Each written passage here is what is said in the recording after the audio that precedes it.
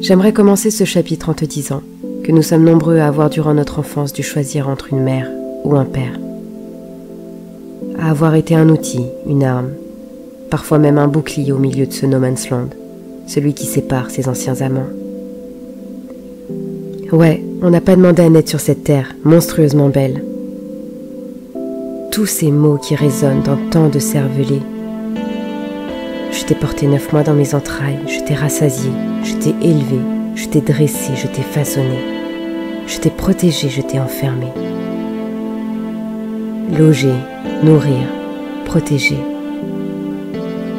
sont des choses qui ne sont pas rétribuables pour un parent.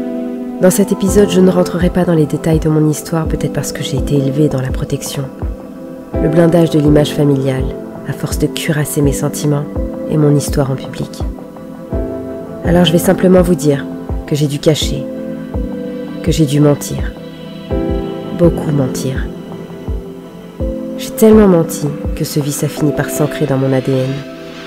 C'était comme une deuxième nature. Ces petits mensonges, on m'expliquait qu'ils étaient nécessaires, qu'ils avaient un bon fond. Seulement, mentir si jeune, c'est comme renforcer un muscle. Mentir, comme la violence, plus on la pratique et plus elle se présente à nous.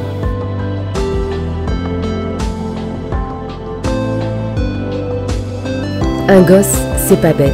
Il comprend vite tout le fabuleux terrain de jeu qu'offre l'invention, la contre-vérité, l'affabulation, appelez ça comme vous voulez. C'est un peu comme le merveilleux monde de Charlie la chocolaterie. Alors les petits mensonges en entraînant des grands, mon éducation était suffisamment stricte et coercitive qu'il m'arrivait d'avoir souvent peur des conséquences. Les mensonges représentaient mon seul échappatoire. L'enfermement social dans lequel je grandissais aura été mon premier terrain de chasse. J'utilisais et affûtais toutes mes armes. Je me décernais facilement la ceinture noire, toutes catégories confondues. Je rentrais enfin dans la cour des grands. J'étais en mesure de te mentir tout en te regardant droit dans les yeux. Je partais en conquête car c'était le prix à payer. Mentir pour sortir, mentir pour respirer, pour exister, mentir pour vivre.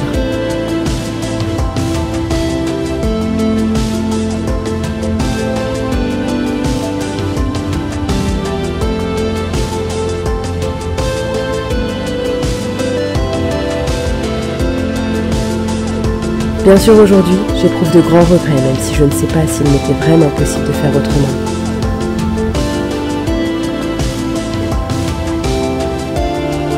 À mesure que je devenais cette jeune adulte, finalement les choses se répétaient, sans même que j'en prenne conscience. Je m'entourais inexorablement des mêmes figures toxiques et actionnais mon attirail de défense et de protection. Vous l'aurez compris, les mensonges. Le mensonge pour éviter une humiliation en public. Le mensonge pour contrecarrer le sabotage d'un événement qui me tenait à cœur. Le mensonge pour éviter 5, 6, voire 7 heures de reproches théâtralisés. Tout ça pour avoir été en retard ou m'être trompé de chemin. Me voilà donc l'actrice de ma propre vie. Et arriva ce jour où il fallut que je feinte de m'évanouir pour faire cesser ce viol de ma conscience, cet acharnement qui durait depuis trop longtemps. Touchée par les mots, j'ai failli toucher à la mort.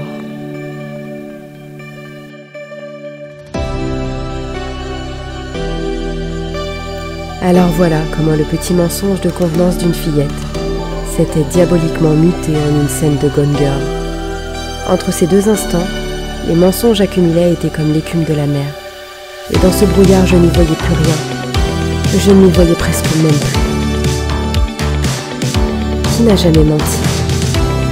Pour rentrer dans un moule, paraître moins fragile, moins faible, ou s'être tout simplement menti à soi-même.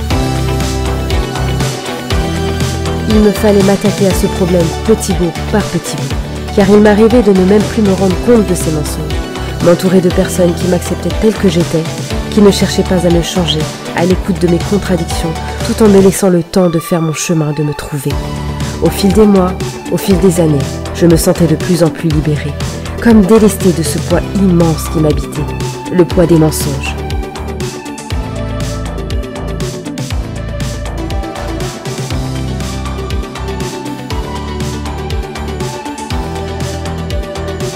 Ce qui est le plus ironique aujourd'hui, c'est mon rapport à la vérité. C'est devenu un pilier dans ma vie. J'essaie de la cultiver pour la transmettre. On peut demander à un enfant d'être honnête si l'environnement dans lequel il évolue le terrorise, que la vérité appelle à la punition expéditive, au cri, à la tyrannie. J'achève donc mon premier livre, et dans le prochain ouvrage, je serai plus vulnérable, plus sincère, car vous le savez maintenant, mon rapport à la vérité a une saveur particulière. J'espère que vous saurez l'accueillir, parce que mon humanité, avec ce qu'elle a de beau, de laid, de lumineux et de sombre, est-ce que c'est pas ça? Est-ce que c'est pas ça qui nous relie tous finalement?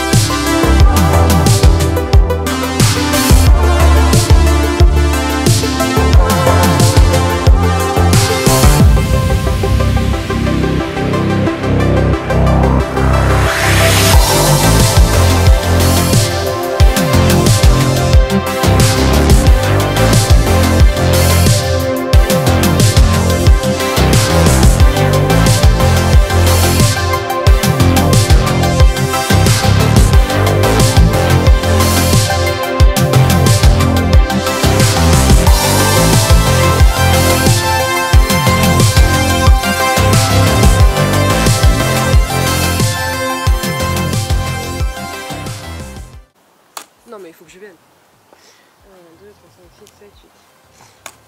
Non. 1, 2, 3, 5, 6, 7, 8. C'est bon? Ouais. Ok Hélène, Jamy, à ton tour. Vas-y. À ton tour. T'es prêt? 5, 6, 7, 8.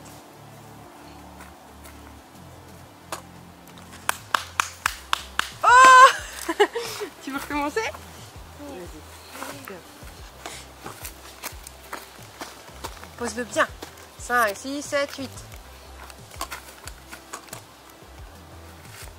Maintenant, marche, va là-bas. Marche, marche comme maman.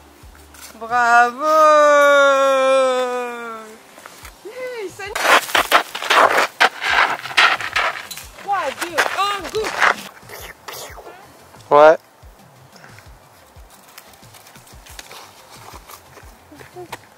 Venez, viens ici.